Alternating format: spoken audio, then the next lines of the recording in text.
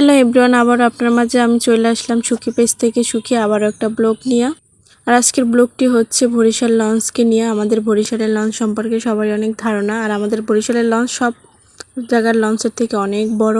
সেহেতু আজকে আমাদের বরিশালের লঞ্চ নিয়ে একটা ব্লগ করার জন্য চলে আসছি। ঈদের পরপরই আমাদের ঢাকায় লঞ্চ। আর আপনারা সবাই জানেন যে সব জায়গার লঞ্চের থেকে আমাদের বরিশালের ঢাকায় যাইতে যে লঞ্চগুলো, সেগুলো সব জায়গার লঞ্চের থেকে অনেক অনেক দিক থেকে বড় এবং বেশি মানুষ চলাচল করে। এখানে দেখা যাচ্ছে আজকে আমি যখন সন্ধ্যায় ঈদের পরে এখানে কীরকম ভিড় হয় সেটা ভিডিও করার জন্য চলে আসছিলাম। আর আপনারা তো অবশেষে দেখতেই পাইতেছেন যে এখানে কি পরিমাণ মানুষ এই লঞ্চে যাতায়াত করে। আগে কিন্তু এর থেকেও বেশি মানুষ যাতায়াত করতো, কারণ হচ্ছে তখন পদ্মা সেতু ব্রিজটা হয়েছিল না। পদ্মা সেতু ব্রিজটা হওয়ার পর থেকে মানুষ একটু কম আসা যাওয়া করে, কারণ লঞ্চে একটা রাত্র চলে যায় ঢাকা যাইতে যাইতে, আর হচ্ছে গাড়িতে গেলে 3 ঘন্টা 3.5 ঘন্টার ভিতরে ঢাকা যেয়ে পৌঁছাইতে পারে। এই জন্য মানুষ সময় বাঁচানোর জন্য এখন বাসই বেশি আসা যাওয়া করে, কারণ বাড়িতে একটু বেশি সময় থাকতে পারে এবং গাড়িতে দ্রুত ঢাকা চলে যেতে পারে, যার জন্য এখন আপনার ভিড়টা কম দেখতেছে। যাই হোক, কথা বলতে বলতে আমি আর আমার হাজবেন্ড ভিতরে চলে আসছিলাম। ভিতরে দেখতেছি মানুষের প্রচুর ভিড়, তারা সবাই বিছানায় শুয়ে পড়ছে। যদিও আমি এখন পর্যন্ত লঞ্চে ঢাকা যাইনি, তারপর আমি ফার্স্ট টাইম লঞ্চে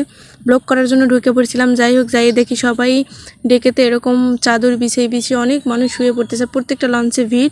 মোটামুটি এই লঞ্চটা ভিড় কম ছিল, সেই জন্য এই লঞ্চটাতে আমরা ঢুকতে পারতেছিলাম।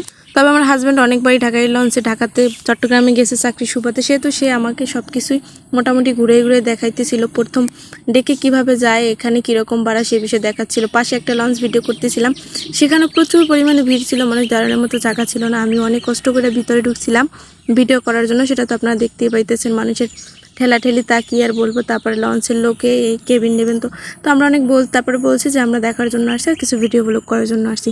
দেখ, তারপরে আস্তে আস্তে সব কিছুই আমার হাজব্যান্ড উঠে আমায় ঘুরেই দেখাচ্ছিল, আর মাঝে মধ্যে আমি একটু ভিডিওতে চলে আসছি, নাহলে তো আপনারা বলবেন যে আমি যাইনি ভিডিও করার জন্য। তবে এবার আমার উপরে নিয়ে গেল, যেখানে কেবিন থেকে উঠে দেখি লঞ্চের সামনে যে জায়গাটা থাকে সে জায়গাটাও মানুষ চাদর বিছিয়ে বসে পড়ছে, কারণ মানুষ সবাই এখন ঈদের পরে ঢাকাতে চলে যাবে, সেজন্য একটুকু ফাঁক নাই একটা লঞ্চ। প্রত্যেকটা লঞ্চ মানুষ ভর্তি, সবাই একটু শান্তিতে ঢাকা যাওয়ার চেষ্টা করে, কারণ যাদের প্রচুর টাকা আছে তারা তো সবসময় গাড়িতে আসা যাওয়া করতে পারে, যাদের টাকা কম তারা সবাই চেষ্টা করে ডেকেতে একটু কম টাকা দিয়ে ঢাকাতে চলে যাবে, সেজন্য সবাই এসে অলরেডি বিছনা পাতায় নিয়ে এবার সে আমারে হচ্ছে কেবিনের দিকে নিয়ে যাবে, যেখানে মানুষ কেবিন নিয়ে থাকে স্পেশালভাবে। এটা হচ্ছে সেই কেবিনগুলো, কয়েকটা আছে সিঙ্গেল, কয়েকটা আছে ডাবল। যে যেরকম টাকা, যে যেরকম লোক যায় সে সেরকম এখান থেকে কেবিন ভাড়া নিয়ে নেয়। যদিও আমি কখনো যাইনি, সেহেতু অতটা জানি না। তারপরে চলে গেলাম ও 3য় তলা, এখানেও নাকি অনেক লোক যায় কেবিনে। তারপরে হচ্ছে যেখানে বসে লঞ্চ চালায় সেই জায়গাটাও আমার ঘুরে ঘুরে দেয়। সেহেতু এই বিষয়ে তার ধারণা বেশি, কারণ তারা তো সবসময় শিপে থাকে, সেজন্য সব কিছুই সে আমার দেখাইতেছিল ঘুরে ঘুরে। পরে বলতেছে লঞ্চের 3য় তলায় যাইয়ে যে দেখো আইসা, এখানে নিচ থেকে খুব মানুষগুলো কত ছোট ছোট দেখায়, কত পরিমাণ ভিড়। পরে আমি একটু লঞ্চের সামনে যাই, তারপর নিচের মানুষগুলো একটু ভিডিও করার চেষ্টা করতেছিলাম। দেখেন নিচে কি পরিমাণ মানুষ, আর প্রত্যেকটা লঞ্চ প্রচুর পরিমাণ মানুষ। তবে এবার লঞ্চটা ছাড়ার সময় হয়ে গেছে, সেজন্য আর বেশিক্ষণ আমরা লঞ্চে থাকতে পারবো না, সেজন্য এবার লঞ্চ থেকে বেরোয় যাওয়ার পালা। তবে লঞ্চের ছাদে ওঠার মতো সময় নাই, তাহলে ছাদটাও ভিডিও করে আপনাদের দেখাইতে পারতাম। তবে অন্য আরেক সময় আবার লঞ্চের অনেকগুলো ভিডিও দিব, অবশ্যই দেখবেন। আর পেজটা ফলো দিয়ে পাশে থাকবেন। আর আজকে যার সামনে আমার ভিডিওটা যাবে অবশ্যই এটা লাইক করবেন, কমেন্ট করবেন এবং শেয়ার করবেন, এবং পেজে ফলো দিয়ে পাশে থাকবেন এবং নতুন নতুন ভিডিও পাবেন অবশ্যই।